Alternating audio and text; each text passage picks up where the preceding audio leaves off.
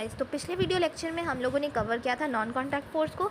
इस video lecture में हम लोग आगे पढ़ने वाले हैं कि क्या होता है प्रेशर। ठीक है, फोर्स के सारे पार्ट हम लोगों ने कवर कर लिए हैं। जिन लोगों ने नहीं देखा है किस बात का वेट कर रहे हो भाई, जाके देख लो। चलिए तो शुरू करते हैं। यहाँ पे हम लोग इस चैप्टर को आगे बढ़ाते हैं। उसको शुरू करने से पहले एक छोटा सा एक्टिविटी है जो आप लोगों को कर लेना चाहिए और देख लेना चाहिए कि इसमें क्या है। ठीक है, तो मैं आप लोगों को सारे सिचुएशन को समझा देती हूँ, उसके हिसाब से आप लोग बताइएगा कि उस फोर्स का नेचर क्या था, मतलब वो कॉन्टैक्ट फोर्स था कि नॉन कॉन्टैक्ट फोर्स था या फिर दोनों था, और उसमें कौन सा फोर्स इन्वॉल्व था, मतलब मस्कुलर फोर्स इन्वॉल्व था, ग्रेविटेशनल फोर्स इन्वॉल्व था, फ्रिक्शनल फोर्स इन्वॉल्व था, इलेक्ट्रोस्टैटिक फोर्स इन्वॉल्व था, काइनेटिक फोर्स। हाँ, इतना सारा फोर्स इन्वॉल्व था, इसमें से कौन सा। ठीक है, तो सबसे पहला सिचुएशन है expansion of lungs when we inhale and exhale during breathing. जब हम लोग सांस लेते हैं तो उस समय जो इनहेलेशन मतलब ऑक्सीजन का अंदर जाना और एक्सहेलेशन मतलब ऑक्सीजन का बाहर आना। ठीक है, तो ऑक्सीजन लेने में और कार्बन डाइऑक्साइड छोड़ने में दोनों टाइम में कौन सा फोर्स इन्वॉल्व होता है। तो फोर्स का नेचर क्या है, ऑब्वियस सा बात है, ये कॉन्टैक्ट फोर्स है, हम लोग का बॉडी से टच हो रहा है, हम लोग का डायफ्रैगम से टच हो रहा है, और ये कौन सा काइंड ऑफ फोर्स है, मस्क्यूलर फोर्स। ठीक है, सेकेंड है आपके पास two plastic refills rubbed with polythene and kept near each other. दो प्लास्टिक रिफिल्स है, वही प्लास्टिक के जो स्ट्रॉ आता है ना, वो दोनों है, वो लोग दोनों को एक दूसरे से रब किया गया।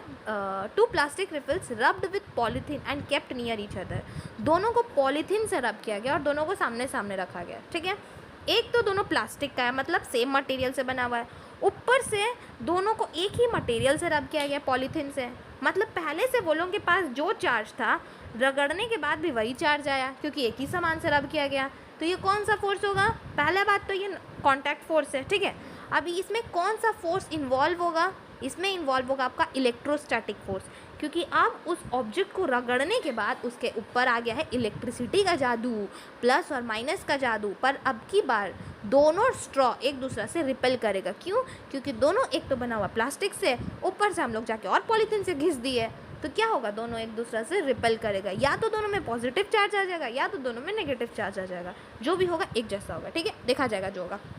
नेक्स्ट सिचुएशन क्या है, a rubber band suspended from a hook first stretched and then release. एक रबर बैंड था, उसको हुक से लटकाया गया, खींचा गया, फिर छोड़ा गया। इसमें कौन सा फोर्स है, इसमें कौन, सबसे पहले ये कौन सा टाइप का फोर्स है, ये है आपका कॉन्टैक्ट फोर्स, और इसमें कौन सा फोर्स इन्वॉल्व है, तो मस्क्यूलर फोर्स। ठीक है, क्वेश्चन नंबर 4 है फॉलिंग ऑफ रेन ड्रॉप्स, टप टप टप टप बारिश। ठीक है, तो वो कौन सा फोर्स है, कॉन्टैक्ट फोर्स है।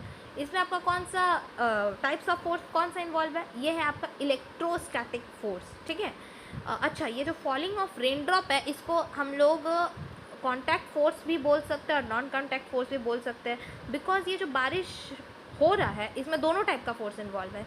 बादल जब आपस में कोलाइड करते हैं तब जाके थंडरिंग होता है और उसके कारण बारिश होता है। ठीक है, ये हुआ कॉन्टैक्ट फोर्स।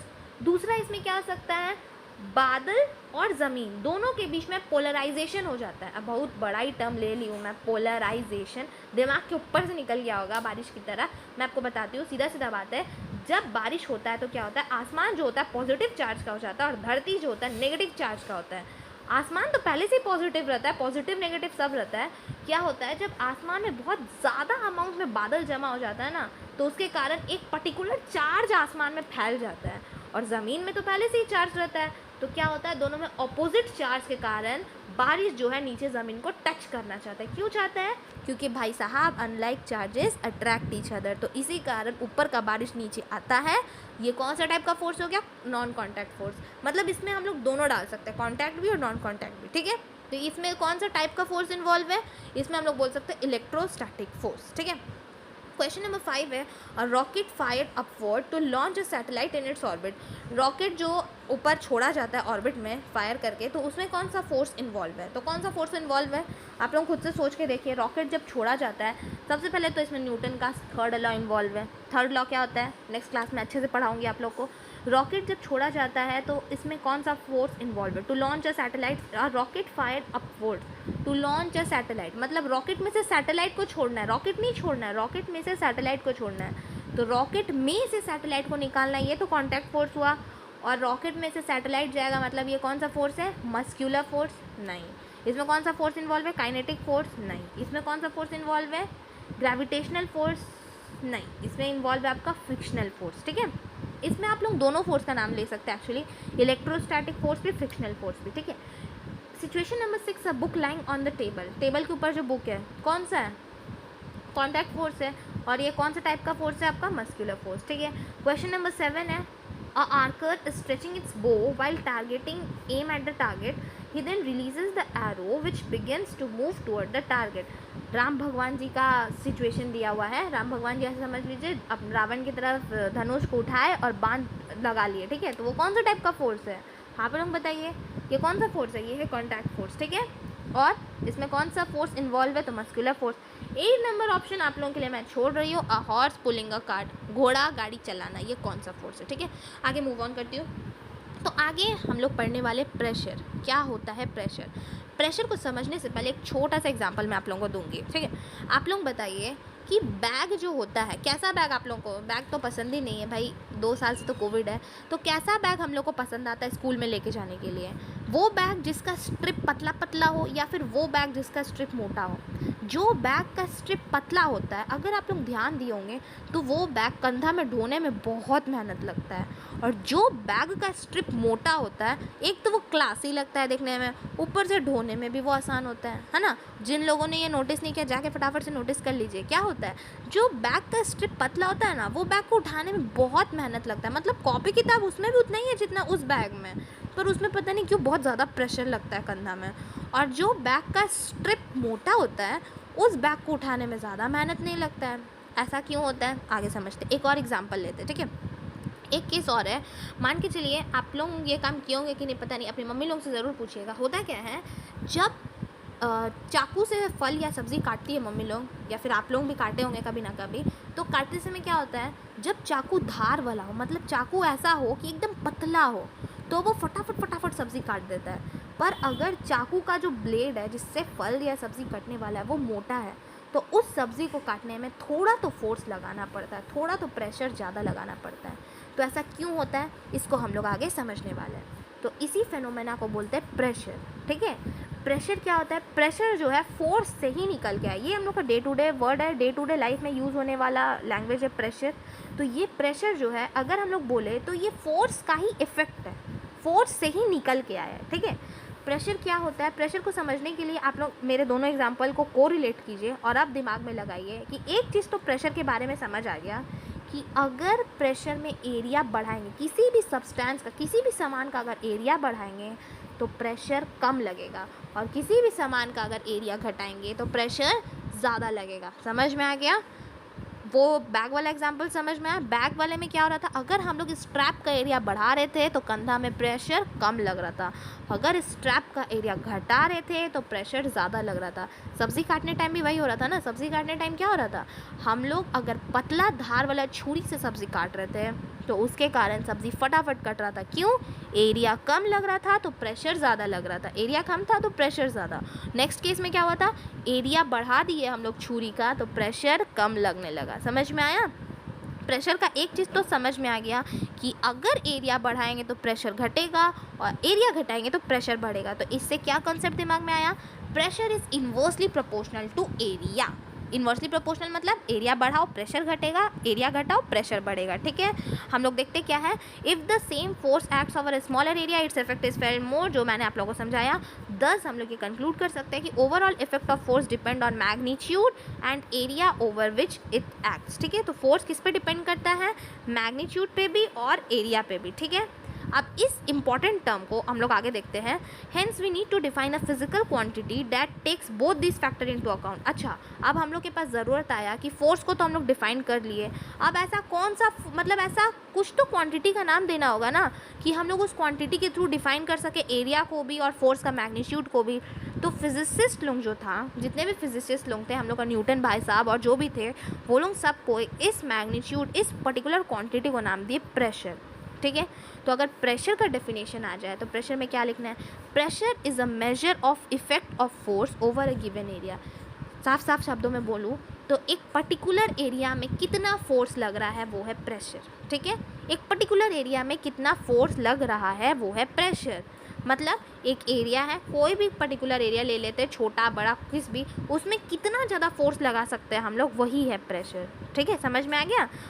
तो हम लोग प्रेशर का अगर डेफिनेशन आता है तो आप लोगों को क्या लिखना है, pressure is a measure of the effect of force over a given area. Pressure का फॉर्मूला क्या होता है, फोर्स अपॉन एरिया, सीधा सीधा है, फोर्स अपॉन एरिया, ठीक है।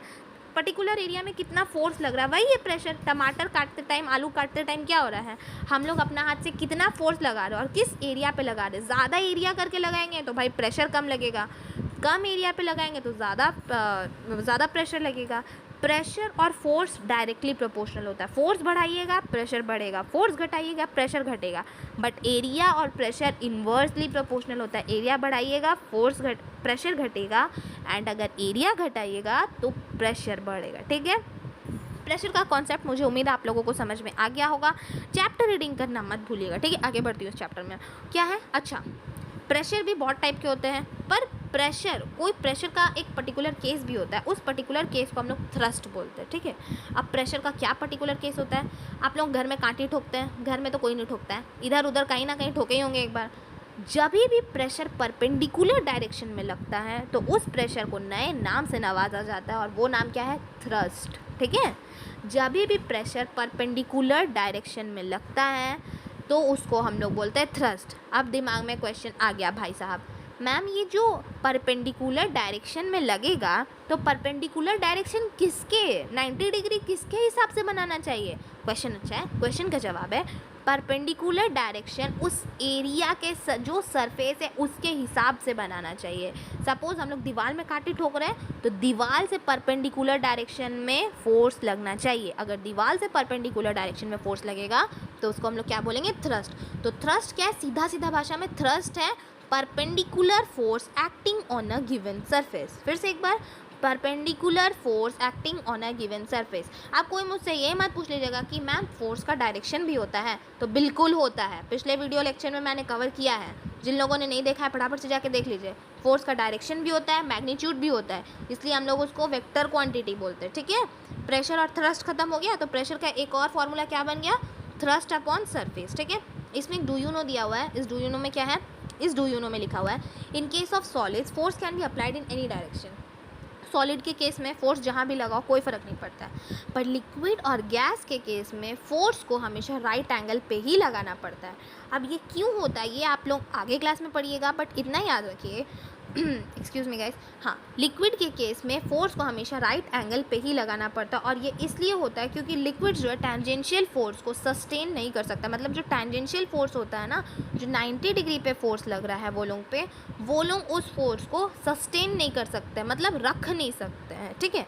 अब इसके बारे में हम लोग हायर क्लासेस में पढ़ेंगे, इसको यहीं छोड़ देते हैं। आगे क्या है, इससे हम लोग को पता चलता है कि pressure due to a given force would vary according to the area over which the force is acting, we therefore increase or decrease pressure without any change in force by changing the surface area. और आप लोग इसको पढ़ लीजिएगा, ठीक है। सीधा सीधा वही लिखा है जो मैंने इतना देर से समझाया कि अगर एरिया बढ़ाएंगे तो प्रेशर घटेगा, एरिया घटाएंगे तो प्रेशर बढ़ेगा, ठीक है। एक और डू यू नो आ गया, इसमें क्या है, pressure always acts normal to the surface. Pressure जो होता है ना वो हमेशा बॉडी के परपेंडिकुलर डायरेक्शन में ही होता है, ठीक है। और प्रेशर जो होता है ना वो हमेशा कंप्रेसिव नेचर का होता है, मतलब प्रेशर हमेशा दबाता ही है किसी भी चीज़ को, कोई भी ऑब्जेक्ट को प्रेशर दबाता ही है। इसलिए अगर हम लोग बोले कि प्रेशर का केस में क्या हम लोग को सबसे इम्पॉर्टेंट चीज़ पता होना चाहिए, तो प्रेशर का केस में हम लोग को क्या पता होना चाहिए, we therefore need only its magnitude. हम लोग को खाली प्रेशर का केस में कोई मैग्नीट्यूड ही बता देगा ना कि 50 पास्कल प्रेशर लग रहा है, तो वही सुन के हम लोग बता देंगे अच्छा 50 पास्कल से दब रहा है वो, ठीक है। क्योंकि प्रेशर हमेशा ही कंप्रेसिव होता है। प्रेशर नाम सुन के क्या लगता है दिमाग में, कुछ दब रहा है, ठीक है। तो प्रेशर जो होता है वो हमेशा कंप्रेसिव होता है, समझ में आ गया। एक और एक्टिविटी से आप लोग का स्वागत करती हूँ मैं। इस एक्टिविटी में क्या है फटाफट से देख लेते हैं, इस एक्टिविटी को पढ़ लीजिएगा, मैं आप लोगों को समझा देती हूँ। इसमें क्या करना है ना, आप लोगों को 3 डायग्राम तो दिख रहा होगा, गांधी जी के 3 मंदिर। इसमें क्या किया गया है, क्ले को फैला दिया गया है किसी भी बोर्ड के ऊपर, किसी भी टेबल के ऊपर, ऐसे क्ले का मोटा सा लेयर रख देना है। अब उसके ऊपर क्या करना है, आप लोगों को एक वुड का टुकड़ा लेना है, वुडन ब्लॉक लेना है। तीनों का एरिया अलग अलग होना चाहिए, एक बहुत बड़ा होना चाहिए, एक उससे छोटा होना चाहिए और एक थोड़ा छोटा होना चाहिए, ठीक है। मतलब एरिया आप लोगों को दिख रहा है फोटो में, वैसे करके वुडन ब्लॉक लेना है और उसके ऊपर रख देना एक किताब, ठीक है। अब उसके बाद क्या होगा, हम लोग देखेंगे कि जैसे जैसे एरिया बड़ा होगा, सबसे पहले आप लोग देख सकते हैं कि फर्स्ट वाला डायग्राम में क्या हो रहा है, अगर वुडन ब्लॉक का एरिया बड़ा है तो वो ज़्यादा अंदर घुस जा रहा है क्ले के, सेकेंड डायग्राम में आप लोग क्या देख सकते हैं कि वुडन ब्लॉक का एरिया जो है कंपेरेटिवली छोटा है, तो इसलिए वो कम घुस रहा है क्ले में। और थर्ड वाले में क्या देख सकते हैं कि वुडन ब्लॉक का एरिया एकदम ही छोटा है, इसके कारण वो लोग क्ले में घुस ही नहीं पा रहे, एकदम थोड़ा सा घुसा हुआ है। तो इससे हम लोग का कंसेप्ट क्लियर हो गया कि एरिया बढ़ेगा तो प्रेशर घटेगा। दिख रहा है ना, एरिया पहला वाला का एरिया बड़ा है इसलिए प्रेशर घट जा रहा है, प्रेशर लग ही नहीं रहा है क्ले पे।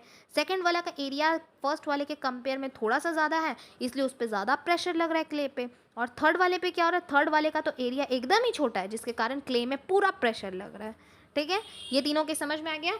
तो अगर मैं इन तीनों को समराइज़ कर दूं और प्रेशर के बारे में थोड़ा सा अच्छी अच्छी बातें करूँ, तो प्रेशर का एप्लीकेशन क्या क्या है उसको देख लेते हैं। ठीक है, प्रेशर काहे ज़रूरी है, ये जो एरिया और प्रेशर का रिश्ता है ये क्यों ज़रूरी है।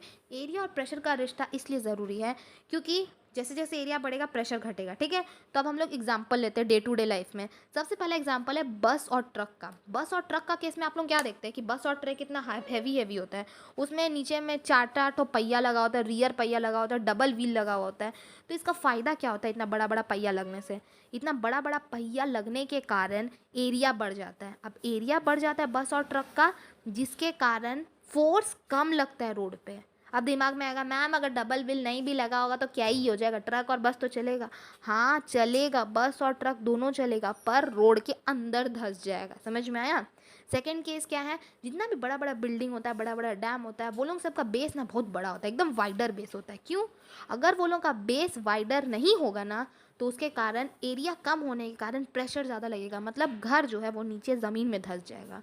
अब बेस को बड़ा कर देने से क्या होता है, अगर घर का ज़मीन बेस को बड़ा कर दिया गया है तो प्रेशर कम लगता है, इसलिए धरती पे वो घर टिका रहता है। थर्ड क्या है, टैंक और बुलडोज़र जो होता है उसको हम लोग कैटरपिलर ट्रैक से फिट करके रखते हैं। ठीक है, व्हील की जगह, चक्का की जगह टैंक और बुलडोज़र में हम लोग ये कैटरपिलर ट्रैक से भर के रखते हैं उसको। क्यों, सीधा सीधा बात है, एरिया बढ़ाने के लिए। चक्का जो है कम एरिया लेता है और कैटरपिलर ट्रैक उससे भी बड़ा एरिया लेता है। जितना ज़्यादा एरिया होगा प्रेशर कम लगेगा, और हम लोग को टैंक और बुलडोज़र को संभाल के रखना है ना। फोर्थ क्या है, railway tracks are laid on large size wooden और आयरन पिलर। जितना भी रेलवे ट्रैक होता है, जितना भी रेलगाड़ी का जितना भी रेल पटरी होता है, सबको बड़ा बड़ा वुडन स्लीपर्स में रखा जाता है। क्यों, जब भाई साहब जितना एरिया बढ़ेगा उतना ज़्यादा प्रेशर कम लगेगा। अब रेलगाड़ी चलेगा उसके ऊपर, तो रेलगाड़ी चलेगा तो ऑब्वियस सा बात है बहुत ज़्यादा हैवी होता है ना रेलगाड़ी, तो उस रेलगाड़ी को सस्टेन करने के लिए बड़ा बड़ा आयरन स्लीपर्स लगाया जाता है, आयरन का स्लीपर्स लगाया जाता है, ताकि जब उसमें रेलगाड़ी चले तो वो बिना किसी प्रेशर का आराम से आगे निकल जाए। ठीक है गाइस, आगे की एप्लीकेशन प्रेशर का मैं नेक्स्ट वीडियो में कवर करूँगी, क्योंकि ये वीडियो थोड़ा ज़्यादा ही लंबा हो रहा है। ये था प्रेशर में एरिया बढ़ा के क्या फ़ायदा होता है। सेकेंड हम लोग पढ़ेंगे कि प्रेशर में एरिया घटा के क्या फ़ायदा होता है। ठीक है, thank you guys, bye bye. और अगर आप लोग वीडियो को यहाँ तक सुन रहे हैं तो किस बात का वेट है भाई, नीचे सब्सक्राइब का बटन को दबाइए और फटाफट से भागिए। चलिए मिलते हैं नेक्स्ट वीडियो में, बाय बाय गाइस।